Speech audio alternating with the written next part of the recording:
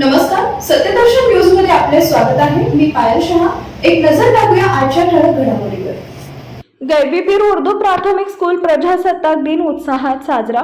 गैबीपीर उर्दू प्राथमिक स्कूल सोलापूर भारताचा 77वा प्रजासत्ताक दिन उत्साहाने साजरा करण्यात आला. यावेळी नूतन नगरसेवक अजहर जहागीरदार यांच्या हस्ते ध्वजारोहण करण्यात आले. पाहुण्यांचे स्वागत शाळेचे मुख्याध्यापक अब्दुल मजीद शेख यांनी केले. यावेळी शबाना जमादार यांनी संविधानाचे वाचन केले. शाळेतील विद्यार्थ्यांनी देशभक्तीपर गीतावर कवायत संचलन सादर केले. तहसीन चांदा यांनी मुलांसोबत असाक्षर मुक्त गावाची शपथ वाचन केले. प्रमुख वक्ते सय्यद सईद अहमद यांनी मुलांना शिस्त व आपली जबाबदारी या विषयावर मार्गदर्शन केले.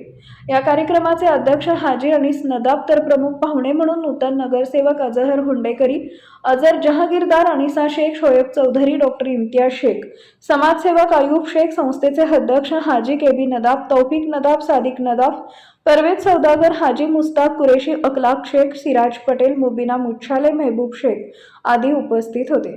कार्यक्रम यशस्वी करण्यासाठी शिक्षिका निलोफर शेख, तहसीन चांदा, शबाना जमादार, अकबर मुत्तौली, मसरत शेख, सलमा नदाब, शब्बीर अहमद शेख, आफरीन शेख, सालेहा शेख, सुमैया शेख, यासीन बी शेख, अमीन हकीम यांनी परिश्रम घेतले. कार्यक्रमाचे सूत्रसंचालन मसरत शेख तर आभार अकबर मुत्तौली यांनी केले.